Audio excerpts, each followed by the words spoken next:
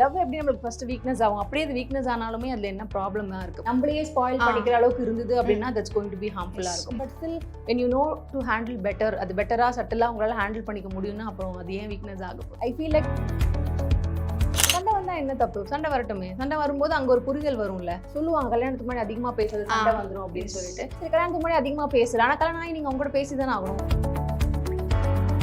நிறைய பேர் வந்து பேசி கல்யாணம் என்கேஜ்மெண்ட் வந்து முன்னாடியே அவங்க நிறுத்திருக்காங்க. என்கேஜ்மெண்ட் நின்றுடும் இல்லை கல்யாணம் நின்றுடும். அது sometimes I feel like it's better than நீங்கள் ஒரு 15 வருஷம் 20 வருஷம் அந்த லைஃப்ல இருந்து கஷ்டப்பட்டு அப்புறமா நீங்கள் ஒரு டிவோர்ஸ்ன்னு போகிறதுக்கு. எல்லாருமே சண்டை அப்படின்னாலே அது ஒரு டாக்ஸிக், அது ரொம்ப பிரச்சனை அந்த மாதிரிலாம் யோசிக்கிறாங்க. பட் அது எந்த லெவல்ல இருக்கு அப்படின்றது இருக்கு. சண்டை இல்லை அப்படின்னா சம்ஒன் இஸ் காம்ப்ரமைசிங் இந்த லைஃப் அப்படின்னு அர்த்தம். ஏன்னா சண்டை இல்லாம ஒரு ரிலேஷன்ஷிப் இருக்கிறதுக்கு வாய்ப்பே இல்லை. உங்களுக்கு ஒரு கண்டிப்பா ஏதாவது ஒரு உங்களுக்கு 2 பேரை பத்தின ஒப்பீனியன் இல்லைன்னா கூட ஏதோ ஒரு சின்ன விஷயம் உங்களுக்கு மூட் ஸ்விங்ஸ் கூட இருக்கலாம்ல. ஏதோ ஒன்று சண்டை வருது அப்படின்னா அதுல இருந்து ஒரு புரிதல் வரும், அதுல இருந்து ஒரு விஷயம் தெரிஞ்சுப்பீங்க. இல்லைன்னா லவ்ல காம்ப்ரமைஸ் இருக்கணுமா இல்லை இருக்கக்கூடாது? கண்டிப்பா இருக்கும். கண்டிப்பாக வந்து 2 பேருமே சாரி கேட்கணும். அதாவது நான் சண்டை போட்டால் நான் ஏன் சாரி கேட்கணும், இல்லை நான் சண்டை போட்டால் அவங்க கேட்கட்டுமே அப்படின்னு இல்லாமல் ஈகோ பார்க்காம ஒரு டைம் ஒருத்தர் சாரி கேட்கலாம். அது ஈவன் இப்போ நான் தப்பே பண்ணலாம் கூட நான் அந்த ரிலேஷன்ஷிப்காக நான் சாரி கேட்குறேன்றதை இருக்கட்டும். இல்லை அவங்களுமே ஓகே இப்போ என் மேலே தப்பு இருக்கோ இல்லையோ பட் ஐ வேல்யூ திஸ் ரிலேஷன்ஷிப்னு சொல்லி சாரி கேட்டாலே நிறைய இடத்துல. லவ்வோட ஒரு மிகப்பெரிய வில்லன் இஸ் லைக் பேரண்ட்ஸ். அதெல்லாம் தாண்டி பொசசிவ்னஸ், செல்ஃப் ரெஸ்பெக்ட், ஈகோ, இது மூணும் ஐ திங்க் ஒரு கிரேட்டஸ்ட் வில்லன் நினைக்கிறேன். ஸோ இது மூணும் இருக்கணுமா இல்லை இருக்கக்கூடாது? ஆச்சி பாதாம் ட்ரிங்க். ஆச்சி பாதாம் ட்ரிங்க் ஒன்னு வாங்குனா ஒன்னு ஃப்ரீ. சம்மர் ஹாலிடேஸ் வந்தாச்சு, நம்ம ஜிடி ஹாலிடேஸும் வந்தாச்சு. GT Holidays, South India's #1 travel brand. Meenakshi Faculty of Occupational Therapy. Admissions open for BOT and MOT. Apply now. Ma'am, I think love languageங்கிறத தாண்டி I think அந்த ஒரு ஃபேக்டர் அதை நம்ம தெரிஞ்சுக்கிட்டோம் அப்படின்னா ரொம்ப deep inner feelings, inner emotions முதற்கொண்டு வந்து நம்ம தெரிஞ்சுப்போம் ஒரு பாயிண்ட்ல ஸ்டார்டிங்லேயே. பட் சம்மர் அதுவே ஒரு வீக்னஸாக மாற சான்சஸ் இருக்கா மேம்? ஏன் அது வீக்னஸ் ஆக போகுது? அது நம்ம வந்து ஒரு லவ் எப்படி நம்மளுக்கு ஃபர்ஸ்ட் வீக்னஸ் ஆகும், அப்படியே அது வீக்னஸ் ஆனாலுமே அதுல என்ன ப்ராப்ளம் தான் இருக்க போகுது. லைக் ஓவரா நம்ம வந்து என்ன சொல்றது, நம்ம ஓவரா அதுக்குள்ள நம்மளையே ஸ்பாயில் பண்ணிக்கிற அளவுக்கு இருந்தது அப்படின்னா தட்ஸ் கோயிங் டு பி ஹார்ம்ஃபுல்லா இருக்கும். But still when you know to handle better, அது பெட்டரா சட்டலா உங்களால ஹேண்டில் பண்ணிக்க முடியும்னா அப்புறம் அது ஏன் வீக்னஸ் ஆக போகுது. Yeah I feel like love is strength. நீங்கள் வந்து லவ் வந்து அது லவ் ரிலேஷன்ஷிப்னு கிடையாது. நீங்கள் லவ் ஸ்ப்ரெட் பண்ணுறீங்க, லவ் மற்றவங்களுக்கு லவ்வோ கேரோ நீங்கள் கொடுக்குறீங்க, அது உங்களுக்கு ஸ்ட்ரென்த்து தான். அது எங்கேயுமே உங்களை வீக்னஸாக ஆக்கிறதுக்கு வாய்ப்பே இல்லை. யா அண்ட் இன்னொரு விஷயம் வந்து என்ன கேட்கணும்னு நினச்சேன்னா, ஒரு பாயிண்ட்டுக்கு மேலே வந்து நிறைய பேர் சொல்லுவாங்க, லைக் ஃப்ரெண்ட்ஸ் எல்லாமே சொல்லுவாங்க, நம்ம ரிலேஷன்ஷிப்பில் இருக்கோன்னா ஃப்ரெண்ட்ஸ் ரொம்ப நேரம் பேசாதடி, சண்டை வந்துடும், கம்மியாக பேசு அப்படின்னு சொல்லுவாங்க. இது ஆக்சுவலி ட்ரூத்தா இல்லை இது மித்து தான்? நாம இது மித்து தான். சண்டை வந்தால் என்ன தப்பு, சண்டை வரட்டுமே. சண்டை வரும்போது அங்கே ஒரு புரிதல் வரும்ல. இப்போ நான் வந்து இது எப்படி இருக்கும் அப்படின்னா, இப்போ நான் பேசவே இல்லை அப்படின்னு நான் சட்டலாக ஹேண்டில் பண்ணிக்கிறேன். சொல்லுவாங்க கல்யாணத்துக்கு முன்னாடி அதிகமாக பேசுறது சண்டை வந்துடும் அப்படின்னு சொல்லிட்டு.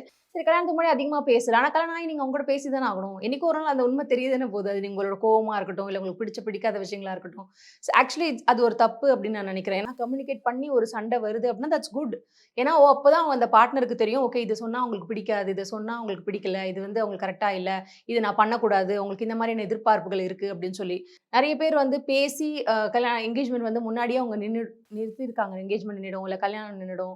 அது sometimes I feel like it's better than நீங்கள் ஒரு 15 வருஷம் 20 வருஷம் அந்த லைஃப்ல இருந்து கஷ்டப்பட்டு அப்புறமா நீங்கள் ஒரு டிவோர்ஸ்ன்னு போகிறதுக்கு முன்னாடியே எனக்கு பிடிக்கல, செட் ஆகலை அப்படின்னு பிரிஞ்சிடுறது பெட்டர் தானே. அது எல்லாத்தையுமே அது சேவ் பண்ணும்ல. இட்ஸ் மணி, உங்களோட எமோஷனல் ஸ்ட்ரெஸ், இது எல்லாமே உங்களுக்கு அது சேவ் தானே. ஸோ அதனால பேசி சண்டை வந்தால் நல்லதா. இப்போ எல்லாருமே சண்டை அப்படின்னாலே அது ஒரு டாக்ஸிக்கு, அது ரொம்ப பிரச்சனை அந்த மாதிரிலாம் யோசிக்கிறாங்க. பட் அது எந்த லெவலில் இருக்குது அப்படின்றது இருக்குது. சண்டை வந்தால் சண்டையே வராமல் இருந்துட்டா பெட்டர் அப்படின்னு அதை நீங்கள் தவிர்த்துக்கிட்டே போகும்போது அது ஒரு நாள் பெரிய சண்டையாக மாறும். அதுக்கு நீங்கள் அப்பப்போவே அந்த சண்டையை ஹேண்டில் பண்ணிட்டா பெட்டர். பட் இனிமேல் சில பேருக்கு அதான் மேம், நான் 2 பேர் சண்டை போட்டுக்கிறாங்க, 2 பார்ட்னர் சண்டை போட்டுக்கிறாங்க அப்படின்னா லவ் நிறைய இருக்குப்பா.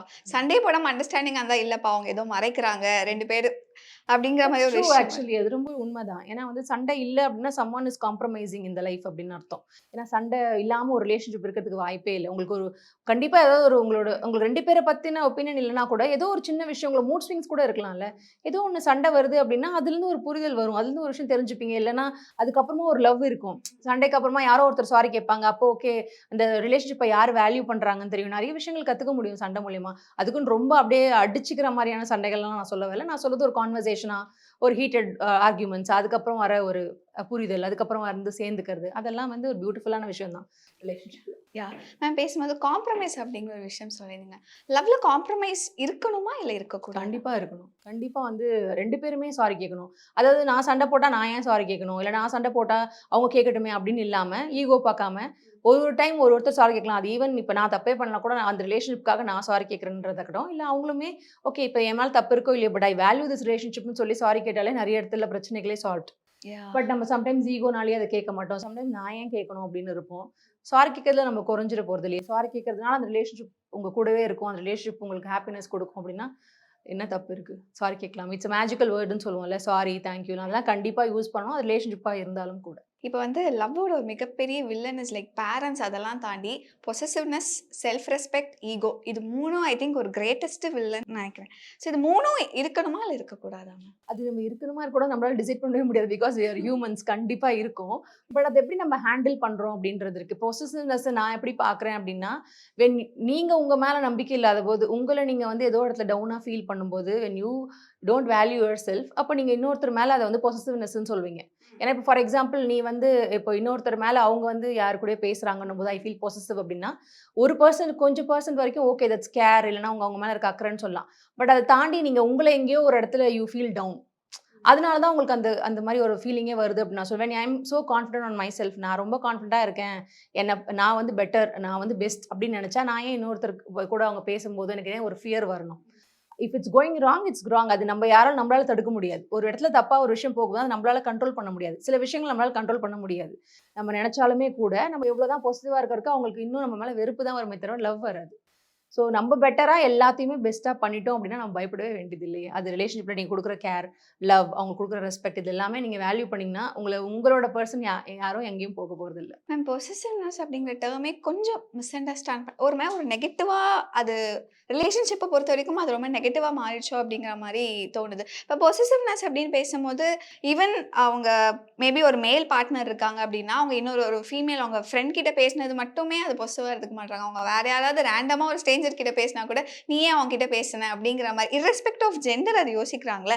அது பிகாஸ் அவங்க அந்த ரிலேஷன்ஷிப்குள்ள இருக்கிறதுனால அப்படியா இல்லை மேபி அவங்களோட கேரக்டராகவே மேபி அதுவாக தான் இருக்க சான்சஸ். மோஸ்ட்லி அது ரிலேஷன்ஷிப்ல தான் அதிகமா இருக்கு. ஏன்னா இப்ப நம்ம என்னதான் சொன்னாலுமே நம்ம ஃப்ரெண்ட்ஸ் யார்கிட்டயோ பேசும்போது நம்ம அவ்வளோலாம் ரொம்ப நம்ம ரியாக்ட் பண்ண மாட்டோம். பட் ரிலேஷன்ஷிப்னு வரும்போது தான் நமக்கு அந்த பொசசிவ்னஸ் வரும். ஆனா அது இன்னைக்கு வந்து அது ரொம்ப அது அக்கறை அதுதான் வந்து லவ். நான் பொசசிவா உன் மேல இருக்கிறது தான் அப்படின்னு நினைக்கிறாங்க. பட் ஐ ஃபீல் லைக் நீங்க வந்து you are not confident.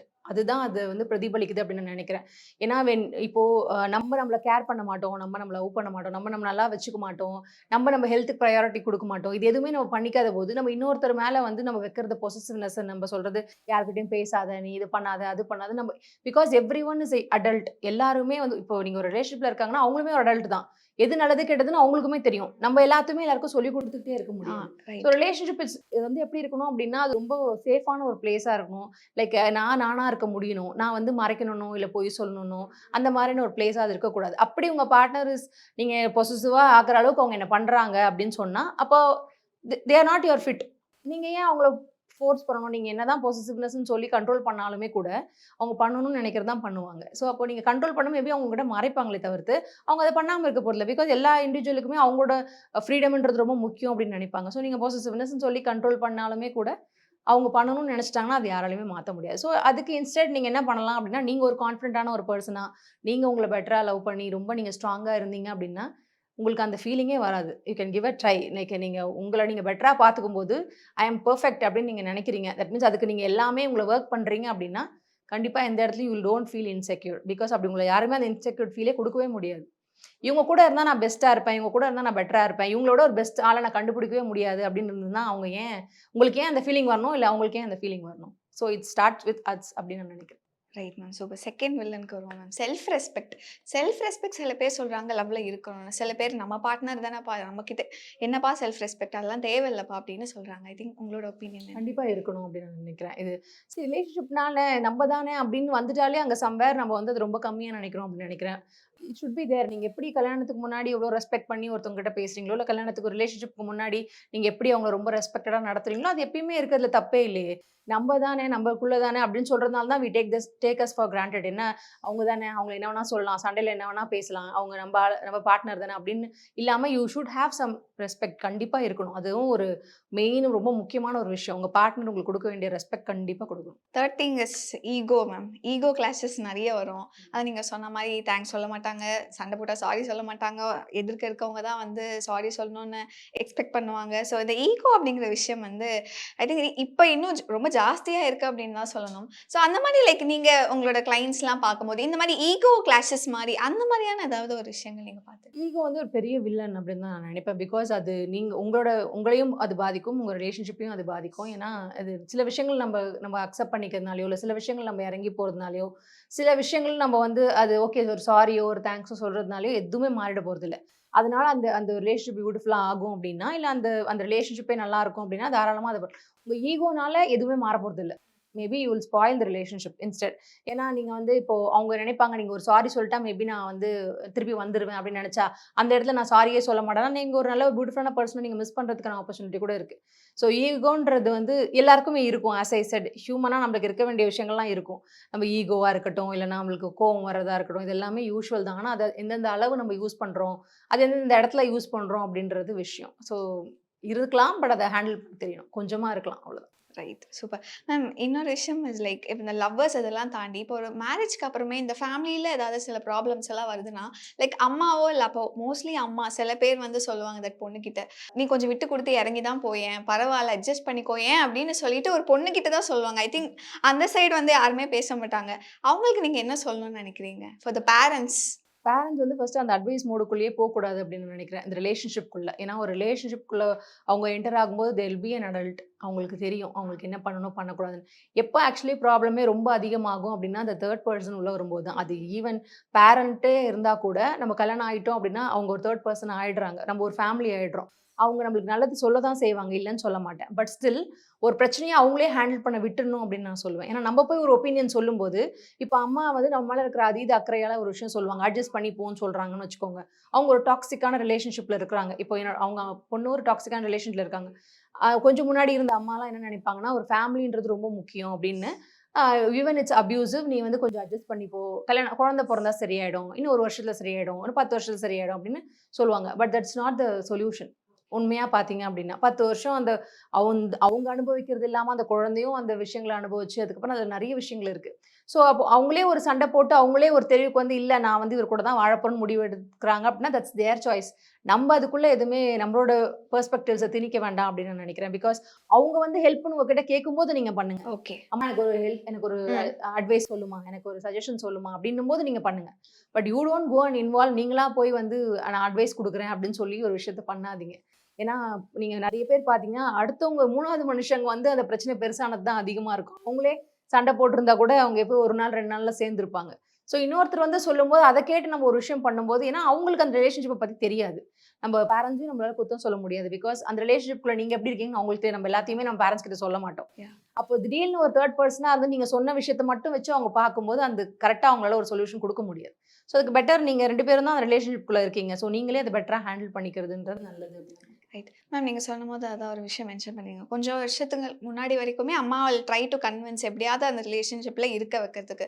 Maybe இப்போ கொஞ்சம் பிகாஸ் விமன் வந்து எம்பவர்டாக இருக்காங்க, ரொம்ப இண்டிபெண்ட்டாக இருக்காங்க. ஸோ ஐ திங்க் அந்த ஒரு சினாரியோ அப்படிங்கிறது மாறி இருக்குன்னு நினைக்கிறீங்களா மேம்? இப்போ முன்னாடி கம்பேர் பண்ணும்போது கண்டிப்பா நிறையவே மாறி இருக்கு. பிகாஸ் இப்போ வந்து அவங்களுக்கு ஒரு விஷயம் பிடிக்கல அப்படின்னா they are taking a step. இல்லை எனக்கு இப்போ இது செட் ஆகலை அப்படின்னா, இப்போ நீங்கள் முன்னாடி ஜெனரேஷன்லாம் பார்த்தீங்கன்னா even it's abusive relationship, even அவங்க வந்து எதுவுமே அவங்களால தட் மீன்ஸ் பிடிக்கல, அவங்களுக்கு அந்த லைஃப்ல இருக்க பிடிக்கலனா கூட அவங்க குழந்தைக்காக இல்லைன்னா அவங்க பேரண்ட்ஸ்க்காகனா அவங்க அந்த சொசைட்டிக்காகனா அவங்கள அர்ப்பணிச்சுக்கிட்டு அந்த லைஃப்ல இருப்பாங்க. தட் மீன்ஸ் நம்ம அப்பா அம்மாவே நம்ம பார்த்துருப்போம். நிறைய வீட்டில் பார்த்தோம் அப்படின்னா அவங்களுக்கு அந்த லைஃப்ல பிடிச்சிருக்காது, பட் குழந்தைக்காக வாழறேன் அப்படின்னு சொல்லி அவங்க ஒரு சாக்ரிஃபைஸ்டு லைஃப் தான் அவங்க வாழ்வாங்க. அவங்களுக்கு அந்த ஒரு ஆப்ஷன் இருக்காது. Because financially they are not independent. நான் வெளியில போனா என் குழந்தை எப்படி படிக்க வைக்கிறது? நான் சொல்ல வரது சின்ன சின்ன பிரச்சனைகள் இருக்கிற ஃபேமிலி கிடையாது. ரொம்ப அடிக்கிற, ரொம்ப தட் மீன்ஸ் வீட்டுக்கு காசே கொடுக்காம நிறைய ட்ரிங்க் எடுக்கிற, இந்த மாதிரி நிறைய ப்ராப்ளம் ஃபேஸ் பண்ண விமனால வெளியே வந்திருக்க முடியாது. பட் இன்னைக்கு வந்து வென் இட்ஸ் ஸோ டாக்ஸிக், இல்லை ரொம்ப வந்து அவங்களுக்கு அதில் இருக்கவே முடியாது, குழந்தையோட மனநிலையும் பாதிக்குது, அவங்களுமே அதில் ரொம்ப சஃபர் பண்ணுறாங்கன்னும் போது they have the option like okay எனக்கு வந்து நான் வெளியில் வரணும்னு நினைக்கிறேன் அப்படின்னு அவங்க நினச்சா அவங்களால பண்ண முடியுது. சம்டைம் குட், பட் ஆனால் அதை வந்து சில பேர் மிஸ்யூஸும் பண்ணுறாங்க. அது வந்து இது இட்ஸ் நாட் ரைட் அப்படின்னு நினைக்கிறேன். அதே மாதிரி ஒரு டாக்ஸிக்காக இருக்குது, ஒரு அப்யூசிவான ரிலேஷன்ஷிப்பில் இருக்குது, அது கஷ்டப்படுறதுலாம் விமன் தான் சொல்ல முடியாது. மென்னுமே அதை நிறைய பேர் ஹேண்டில் பண்ணுறாங்க, நிறைய பேர் அதை கோத்ரூ பண்ணுறாங்க. ஸோ ஃபியூச்சர் எப்படி இருக்கும் அப்படின்னா men also will come out and say like எனக்கு டைவர்ஸ் வேணும், என்னோட வீட்டில் வந்து இந்த மாதிரி இருக்குது அப்படின்றது இனிமே அது அதிகமாக நடக்கும். பிகாஸ் விமன் வந்து இன்னைக்கு இண்டிபெண்ட்டாக நம்ம இருக்கோம், நம்ம ஃபினான்ஷியல் டிபெண்ட் ஆகிட்டோம் அப்படின்றதுனால நிறைய time they feel like they are the owners அந்த மாதிரி ஆகிடுறாங்க. ஓகே. ஸோ அதனால வந்து மென் ஆர் ஆல்சோ சஃபரிங். நம்ம வந்து எப்போ பார்த்தாலும் விமனை பற்றி தான் பேசுகிறோம், விமனோட ப்ராப்ளம்ஸ் தான் பெருசாக பார்க்குறோம். ஆனால் உண்மையாக பார்த்தா men is also getting suffered. அதுக்கப்புறம் அந்த ரிலேஷன்ஷிப்பில் குழந்தைக்காக வாழற மென் நிறைய பேர் இருக்காங்க. ஒய்ஃப் வந்து பிடிக்கலனா கூட அந்த அந்த ஃபேமிலியில் வந்து அவங்க தனியாக அந்த குழந்தையோட அவங்க சர்வை பண்ணுறது கஷ்டம்னு அதுக்காக சாக்ரிஃபைஸ் பண்ணுறவங்க இருக்காங்க. ஸோ எப்பயுமே நம்ம உமனோட சாக்ரிஃபைசஸ் மட்டும் தான் பெருசாக பேசுகிறோம்.